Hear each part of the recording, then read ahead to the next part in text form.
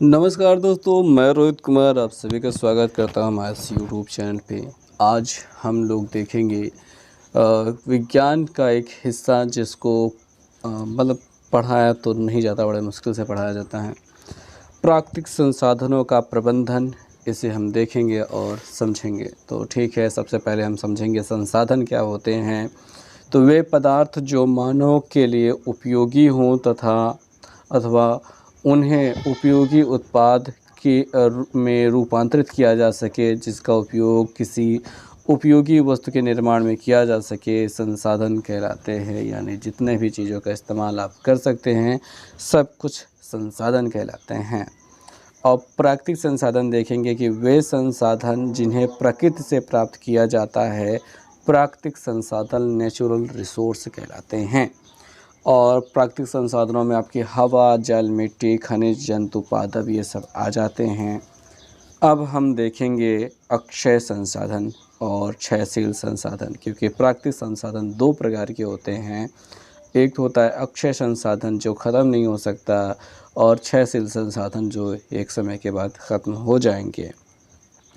अब अक्षय संसाधन देखेंगे कि ये प्राकृतिक संसाधन जो असीमित मात्रा में उपलब्ध होते हैं, और इन प्राकृतिक संसाधनों की गुणवत्ता न्यून होती है, यानी कम, इनकी गुणवत्ता कम होती है लेकिन इनकी मात्रा बहुत ज़्यादा होती है। लेकिन मात्रा नहीं, मतलब मात्रा अधिक होती है, तो वो अक्षय संसाधन कहलाते हैं, जिसमें हवा आ जाती है, मृदा, मिट्टी आ जाती है, जल, बालू, सौर ऊर्जा, ये सब होते हैं और इन्हें पुनः प्राप्त किया जा सकता है। क्षयशील संसाधनों में वे प्राकृतिक संसाधन जिनकी आपूर्ति सीमित है और इनका उपयोग अधिक और अनियंत्रित मात्रा में किया जाएगा, तो इनकी मात्रा में कमी के कारण अंततः ये पूरी तरह समाप्त हो जाएंगे। और खनिज, कोयला, पेट्रोल, जीवाश्म ईंधन, वन, चारागाह, जलीय जीव, ये सब क्या है, क्षयशील संसाधन है। इन्हें पुनः निर्मित या प्राप्त नहीं किया जा सकता है। अब हम देखेंगे प्राकृतिक संसाधनों का प्रबंधन तथा संरक्षण। तो भी प्राकृतिक जो संसाधन जितने हैं, ये अच्छे हों या फिर क्षयशील संसाधन हो, इनको हमें प्रबंधित करना है, यानी मैनेज करना है। और संरक्षण यानी कि उसको रिजर्व करना, मतलब उनको बचाना है। ठीक है, कन्वेंशन, कंसर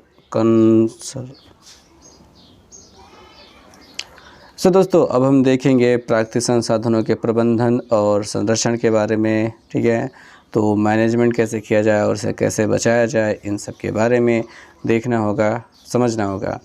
तो पृथ्वी की संपदा और संसाधन सीमित मात्रा में उपलब्ध हैं। जनसंख्या में वृद्धि के कारण संपदाओं या संसाधनों की मांग दिन पर दिन बढ़ती जा रही है, और इनका उचित प्रबंधन सुनिश्चित करता है कि प्रबंधन सुनिश्चित करता है कि प्राकृतिक संपदाओं का विवेकपूर्ण उपयोग किया जाए, यानी बहुत समझदारी से उपयोग किया जाए, ताकि वर्तमान पीढ़ी की आवश्यकताएं पूरी हो तथा अगली पीढ़ी में भी ये कि बना रहे, उनको भी दिया जाए। ये सबसे ज़रूरी बात है कि अगली पीढ़ी के लिए इसे बचाया जाए। यह प्राकृतिक संपदाओं का उचित वितरण भी सुनिश्चित करता है, और इन संपदाओं का वितरण सभी लोगों को लाभ हो, ये सबसे ज़रूरी बात होती है। ठीक है, और वर्तमान में प्राकृतिक संसाधनों का विवेकपूर्ण उपयोग करने के लिए उत्पन्न अवशिष्ट उत्पाद को कम करने के लिए 3R पद्धति उपयोग में लाई जाती है, जिसमें आ जाता है रिड्यूस, मतलब कम उपयोग करना, रिसाइकल यानी पुनर्चक्रण करना, और रीयूज़ यानी पुनः उपयोग करना। अब यहाँ पे हम समझेंगे रिड्यूस मतलब कम उपयोग करने का क्या मतलब होता है। मतलब ये होता है कि कम से कम वस्तुओं का उपयोग करना, जैसे हमारे पास जो चीज़ का उपयोग ना हो, ठीक है, प्रत्यक्ष अप्रत्यक्ष रूप से प्राकृतिक संसाधन से प्राप्त होते हैं, उन्हें हम ना उपयोग करें। जैसे आवश्यकता ना होने पर बल्ब और पंखे के स्विच बंद कर देना, बिजली बचाना, ये सबसे ज़रूरी बात होती है। मैं जब घर में ये कहता हूँ तो कहते हैं कि ये अपने बाप का जा रहा है, क्या चलाते रहो, कोई दिक्कत नहीं है। मैं उन्हें बार बार समझाते अपना माथा फोड़ लेता हूँ, फिर भी वो समझते नहीं हैं। खाद्य सामग्री को बेकार नहीं करना, यानी कि खाने का जो सामान होता है, जितना भी दिया है उसको अच्छे से खा लेना। कुछ फेंकना नहीं, बचाना नहीं। शादियों में सबसे ज़्यादा खाना बर्बाद किया जाता है। जल को व्यर्थ नहीं बहाना, यानी कि जो पानी होता है उससे गाड़ियाँ वाड़ियाँ मत धो यार, मतलब गंदवाई मत दो, थोड़ा सा अच्छे तरीके से उसका उपयोग किया जाए, ठीक है। ये सारी चीज़ें भी आपका रीड्यूस में आती हैं। और अपनी किताबों को भी आप क्या कर सकते हैं, अपने दूसरे दोस्तों को दे सकते हैं, हालांकि उसको पुनः उपयोग करना हो जाएगा, ठीक है। तो पुनर्चक्रण, ठीक है, इसमें क्या होता है कि इसके द्वारा प्लास्टिक, कागज़, कांच, धातु, इन सबको पुनः चक्रण करने के लिए उन्हें बार बार उपयोग किया जाता है। और पुनः चक्रण योग्य पदार्थों को कचरे से पृथक किया जाता है तथा इसके पश्चात शेष कचरे को कार्बनिक कचरों में पृथक करके उसे खाद या ह्यूमस, ये जो होता है खेतों में पोषक तत्व के रूप में पुनः उपयोग किया जाता है। और जबकि अकार्बनिक कचरों को भराव आदि के लिए प्रयोग किया जाता है। और ये सारी चीज़ें जो हैं अपना पुनर्चक्रण के लिए फिर से उपयोग होने के लिए वो सभी धातुएं चली जाती हैं, सारी चीज़ें चली जाती हैं। तो ये हो जाता है पुनर्चक्रण, यानी रिसाइकल, यानी एक चीज़ को फिर से उपयोग करना। पुनः उपयोग करना यानी रीयूज़। अब इसमें पुनः चक्रण का बेहतर साधन है। इसमें ऊर्जा व्यय नहीं होती, यानी उसे फिर से बनाने की ज़रूरत नहीं पड़ती है। वस्तु को बार बार उपयोग किया जा सकता है। और कांच और प्लास्टिक के डिब्बों, बोतलों को आप बार बार उपयोग कर सकते हैं घर में। जैसे मैंने यहाँ पे एक डिब्बा था, तो मैं दिखाई नहीं दे रहा है, इससे अपना पेन स्टैंड मैंने बना लिया है। और अपने पास मोबाइल के डिब्बे होते हैं जिसमें ज़रूरी सामान रखने के लिए हम बना लेते हैं। और बहुत सारी चीज़ें ऐसी होती हैं, जैसे मेरा ये रुमाल है, अब रुमाल मैंने नई ले ली, इससे मैं अब पोंछना शुरू कर देता हूँ कि मतलब किताबों में धूल मिट्टी पोंछने के इस काम में आ जाता है। तो यही है पुनः उपयोग करना, एक चीज़ से ख़त्म हो जाए तो दूसरी चीज़ का करना उपयोग। और डिब्बों का रसोई घरों का सामान संग्रह किया जा सकता है। जितने भी डिब्बे होते हैं रसोई घर के सामान रखने के लिए डिब्बों की ज़रूरत पड़ती है, चीनी, मसाले वगैरह को, तो उसमें आप दूसरे चीज़ों से प्राप्त डिब्बों को धुल करके उसमें उपयोग कर सकते हैं। इससे क्या होता है कि आपके संसाधन बचते हैं और काम हो जाता है बहुत अच्छे से। तो ये सारी चीज़ें बहुत ज़रूरी है कि आप रीयूज़ रीयूज़ सब कुछ करें। जैसे मैं अपने अमेज़ॉन से मंगाई गई सामान जब मंगाता हूँ, तो ये जो पन्नी बची है इसको मैंने यूज़ किया। ये बहुत ही अच्छी मजबूत पन्नी होती है, ठीक है। इसका उपयोग मैंने कर लिया अपने माइक को संभाल के रखने के लिए। अब इसमें एक बार रख कर अंदर डाल करके अब मोड़ देता हूँ ऐसे ही। तो अब ये क्या है, पानी से भी बचा रहता है और किसी प्रकार के दबाव से भी बचा रहता है। और बहुत बहुत आसान हो जाता है इसमें कैरी करना, चीज़ों को रखना। और तो ये चीज़ें हैं, जैसे मैंने इस लोहे की रॉड से बना लिया पोछा, इसे फिर मतलब बहुत आसानी से साफ़ किया जा सकता है। ये सारी चीज़ें होती हैं। और मैंने क्या किया है, और मैंने अपने इस पुराने वाले माइक को ठीक करने के लिए इसको एक ईयरफोन के माइक इसमें निकाल कर लगा दिया है, ठीक है। इसका जो माइक था वो ख़राब हो चुका था और वो सही काम नहीं कर रहा था। तो मैंने क्या किया, काट के उसकी जगह पे दूसरा माइक लगा दिया। अब ये अच्छे से काम करता है। तो ये सब ये जो चीज़ें हैं, मतलब अब ये माइक भी हमारा सही बन चुका है और उस फेंके हुए ईयरफोन का भी एक अच्छी जगह यूज़ हो गया। नहीं तो वो फेंका ही रहता और उसको बस कुचल दिया जाता, तो किसी काम का नहीं रहता। तो ये सारी चीज़ें होती हैं।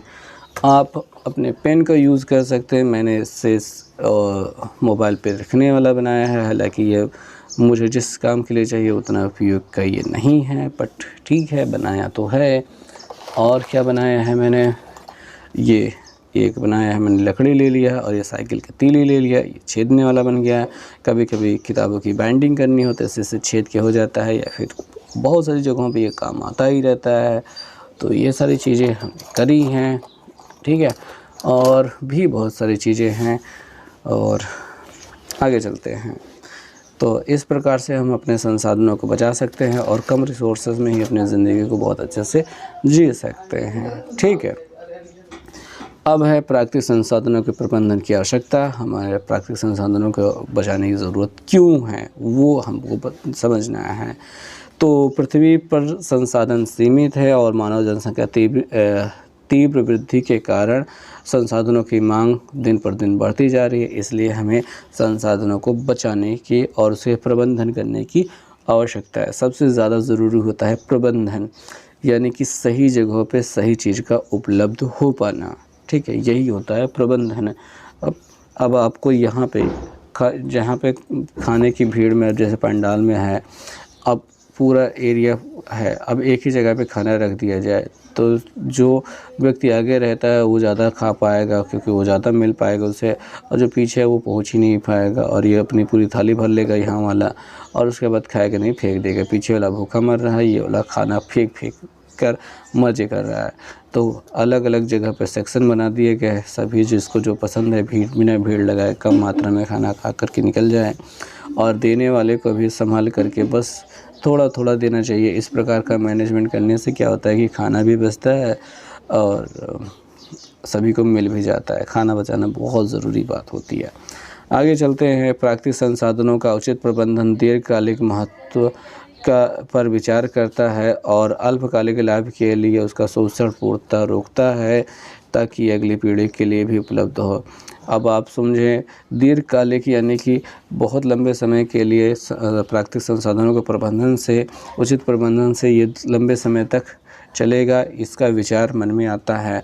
और अगर आप सोचें कि हम अगली पीढ़ी को नहीं देंगे, सारा खाना हम ही खाएंगे, सारे रिसोर्स हम ही चूस जाएंगे, तो फिर ये अल्पकालिक लाभ क्या होता है कि पूर्णतः शोषण कर रहे हैं आप धरती का, ऐसा हो जाता है।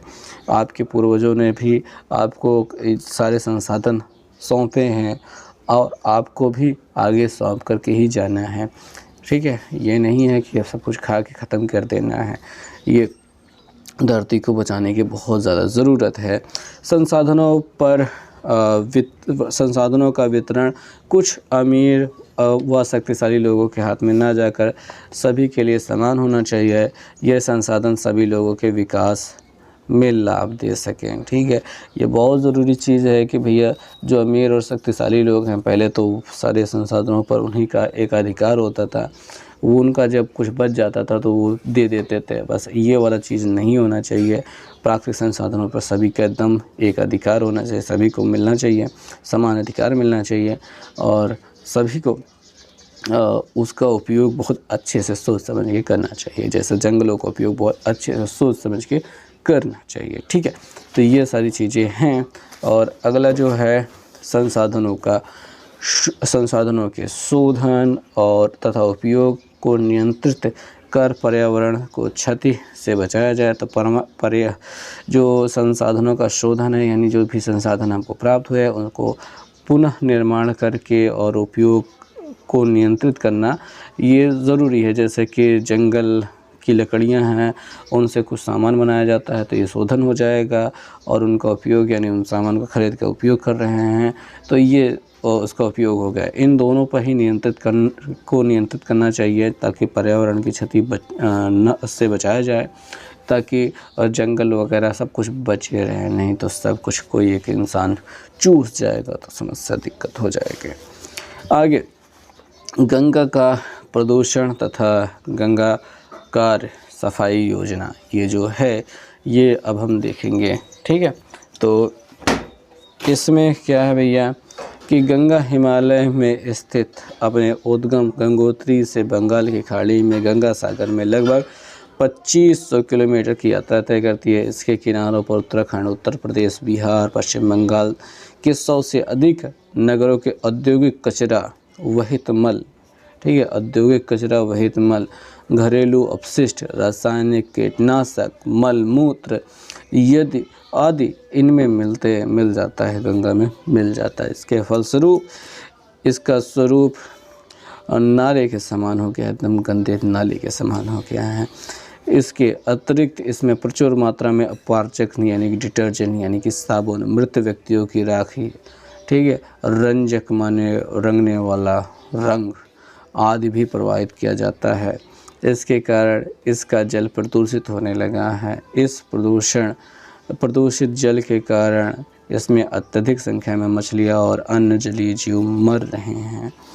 और इसे रोकने के लिए गंगा कार्य सफाई योजना सर्वप्रथम अप्रैल 1985 में तत्कालिक प्रधानमंत्री राजीव गांधी द्वारा प्रारंभ की गई। यह कार्यक्रम बड़ी उमंग के साथ प्रारंभ किया गया, लेकिन यह नदी के प्रदूषण स्तर को कम करने में असफल रहा। इसकी लागत 901.71 करोड़ रुपए तथा समय अवधि 15 वर्ष रखी गई थी। अब कोलीफॉर्म जीवाणु का एक वर्ग होता है जो मानव की आंत में पाया जाता है। गंगा जल में इसकी उपस्थिति से जल प्रदूषण का स्तर अधिक हो गया है, जो कि जल जनित रोगों का कारण है। तो आप ये सारी चीज़ें यहीं पे समाप्त होती हैं। चेक पॉइंट आ गया है, चेक पॉइंट आप देखें और समझें। आगे की वीडियो में आगे के सेक्शन पढ़े जाएंगे।